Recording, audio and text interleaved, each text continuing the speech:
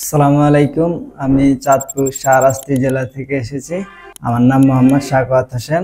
আমি এখানে এসেছি এসি অ্যান্ড ফ্রিজের কাজ শিখতে। 2 মাসে আমরা প্রথমে এসে 15 দিন প্র্যাকটিক্যালি কাজ দেখছি এবং থিওরিলি ক্লাস দেখছি। তারপরে আমাদের টেকনিশিয়ানদের সাথে কাজে পাঠানো হয়েছে।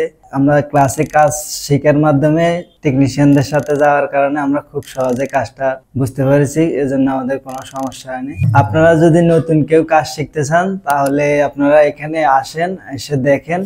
যদি আপনার মনে হয় যে এখানে আপনি শিখতে পারবেন বা আপনার ভালো মনে হয় তাহলে দেখেন, আপনি বুঝে নিন। আপনি তো দূর থেকে এসে কিছু দেখতে পারবেন না বা বুঝতে পারবেন না।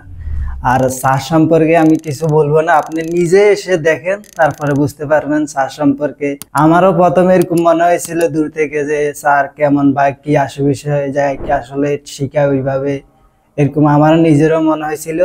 আসার পরে আমার মনে হয়েছে যে এখানে অবশ্যই খুব ভালো শিখে। এখন আমি নিজেও যে পুরো কাজটা শিখতে পেরেছি এবং পুরোপুরি কমপ্লিট আমার কাজ শিখে, কোনো সমস্যা নেই। আপনি এসে আপনারা শিখতে পারবেন। We are from